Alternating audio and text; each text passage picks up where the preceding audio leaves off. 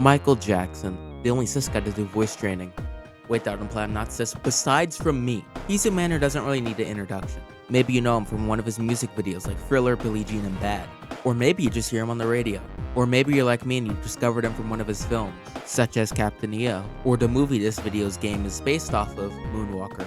The game was released in 1990 for both Sega arcades and home consoles. For the convenience of today's video, I'm just going to be covering the arcade and Genesis versions, mostly because the Master System version is just a watered down version of the Genesis one, and the version released for MS-DOS and Commodore 64 are so bad they're just unnoteworthy. Something that is noteworthy though is that for some reason all the games only cover the smooth criminal part of the movie. Even though I think the Speed Demon and Leave Me Alone parts of the movie could have worked great as video game levels. Wouldn't it be a cool Michael Jackson level if the level was Michael Jackson?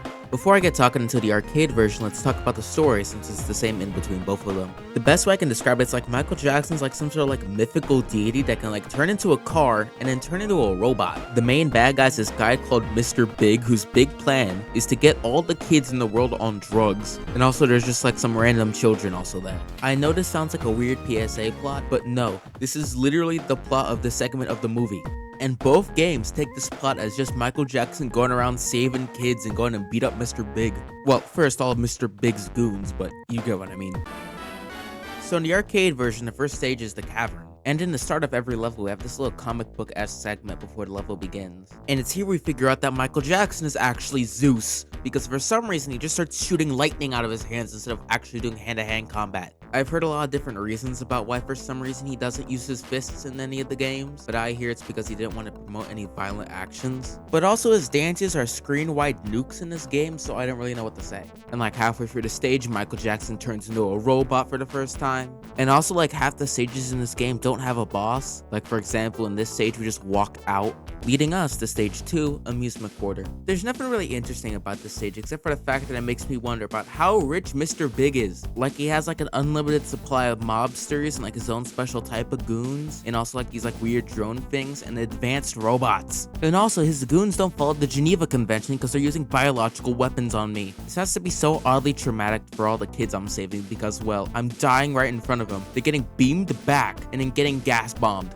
Also, all of Mr. Big's special goons have like advanced laser beams for some reason, which I think kind of makes it very obvious that Michael Jackson's a robot, because how is he surviving all of this? We turn into a robot again and we have to fight the stage's boss, this weird turret thing. You would assume that you can only shoot it from the back, but actually I think he's damageable from all angles, which makes it really weird about why he has one obvious weak spot in the back. We beat him and we're off to stage 3, Night Street. Nothing's really interesting about this stage except for the fact that they added Big Wheel as an enemy. We have to fight this green machine as a mini boss before we go and have our first boss fight against Mr. Big. We beat him and he gets away, leaving us to stage 4, Graveyard. This level introduces us to evil vacuum cleaners and the fact that the undead hate Michael Jackson. They are literally busting out of walls and digging out of their own graves just to get to Michael Jackson. We become a robot again and we have to fight Mr. Big's ghost piston machine? I don't really know how to describe it. It's like a piston, but it's shooting out ghosts after every move, and you have to destroy it like piston by piston? It's so weird. We beat him and he escapes, leaving us to the final level, Evil Fortress. We go up this elevator that leads us to an enemy gauntlet, and after we do that, we get to Mr. Big, who is operating this weird floating crab UFO thing. We beat him, I turn into a rocket ship and destroy his death laser, which is apparently a thing I can do, and we get the ending of the game, which is literally just a blurb of text that I'll read out now. Mr. Big's evil plot has been foiled with the destruction of his deadly doomsday weapon, the gigantic laser cannon, and with his massive fortress reduced to cinders, he is no longer a threat to mankind. But what of Michael? All that is known is that he was last seen soaring away from the crumbling enemy stronghold, heading towards the distant horizon. And the children he saved? Well, they're smiling, because deep down in their hearts, they know that Michael will return one day to share them another wondrous and magical adventure. I don't know what's really magical about being kidnapped, but okay. After that horribly written paragraph, we get to see the track list of this game, which is pretty good. I'm wondering why there's no Thriller, but I'll talk about that once we get to the Genesis version. And that was the arcade game. I said this is definitely the more fun experience out of both of the versions of this game, and I would recommend this one to try out if you want to play a game based off of the movie. But I think I've had enough fun for today. It's time to get to the pain and suffering that is the Genesis version. Just for some background, I beat this game once, the footage got bad, and then I tried to beat it a second time, my game broke. And then when I tried to cheat my way through it, the game broke again.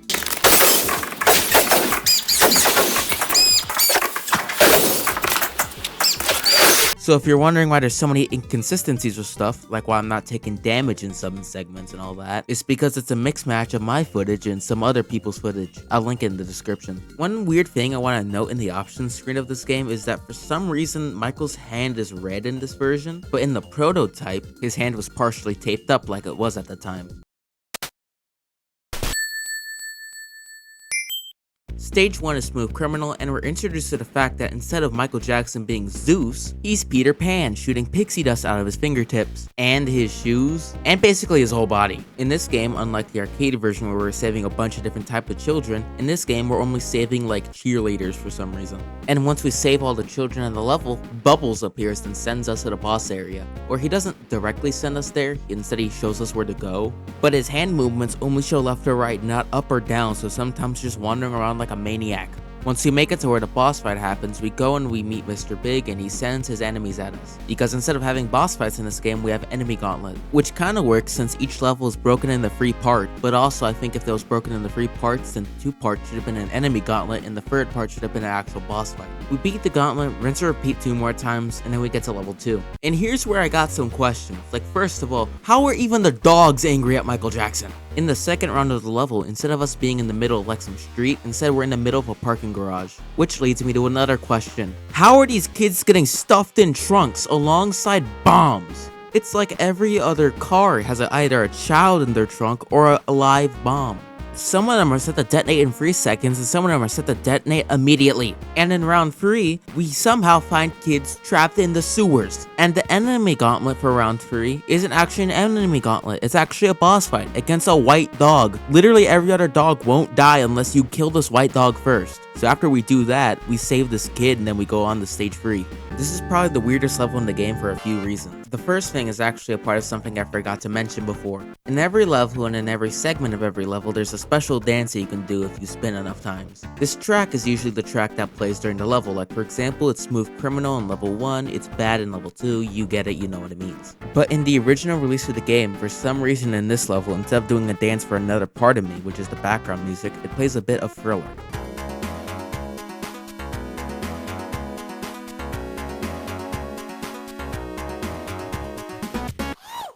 Which it's weird that it would be only used as the dance track and not the actual background level of the music, mostly because they already had songs already on the Thriller album used in the game. But actually they only had rights to songs that Michael Jackson wrote, so that meant that Thriller wasn't available to use. But to save my sanity from listening to another part of me again, I'm just gonna put the beta version of the Thriller song in the background. But a big question I have about this level is why are there so many children just stuck in a graveyard? How do you end up in a graveyard? How does this all happen? And why are the zombies so lanky and why are the crows red? The Act 1 enemy gauntlet is fine, but the Act 2 enemy gauntlet is so annoying because there are these 2 zombies that will split themselves in half and shoot themselves at you, and it's like nearly impossible to dodge them. You can't crawl underneath them, you just have to jump over them. And this is where most of my runs ended because I just couldn't get past them. And in Act 3, they go up even higher and they start shooting stuff on top of you while they're floating. So we do that, we save the stupid shout and we go into the middle of a cave. Level 4 is just a labyrinth and I cannot stand it. Instead of having a standard linear level, instead you have to go inside of these little caves, inside of this already big cave so you can go find children. But most of them don't have children, so you're just stuck wandering around for like 10 minutes trying to find these stupid kids. This level doesn't even have unique enemies except for spiders. Please, one of these took over 12 minutes. I just can't stand this level. The only noteworthy part of this level is that it plays Billie Jean. And also, why does it play Billie Jean here? It doesn't really make sense. I don't remember Billie Jean being found in a cave. We do that and we make it to the final level, the Evil Factory again.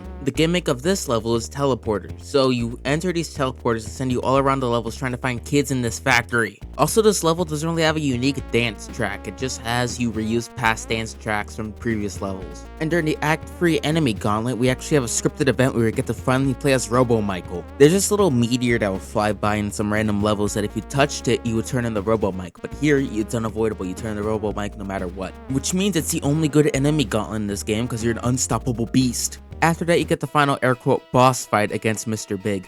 It's for some reason a shmup level, and after you beat him, you get the end credits. Or Michael's for some reason dancing from this one kid in the movie. But after that, my pain and suffering of this game is over. My closing thoughts: if you want a good time, you should play the arcade version, but if you want to be a completionist and experience every single version of this game, then try out the Genesis version. Not to say the Genesis version is bad, but to say that the Genesis version is just worse in my opinion. I don't like how difficult it gets near the end, and I feel like it's pretty unfair. Especially that dang cave level. But one thing that both games did perfectly were their soundtracks. I just love hearing both of these games' renditions on their soundtracks, okay? All the way from Billie Jean to Bad, they're all so good. But I don't know, maybe I'm wrong about the Genesis version, I'm just bad at video games. Personally, if I want to play a Michael Jackson game, I'll just play Michael Jackson The Experience. But that's all I really have to say. Hope you have a nice day, hope you enjoyed the video. See you next time, and eat some fruits or something, you're probably lacking the fiber.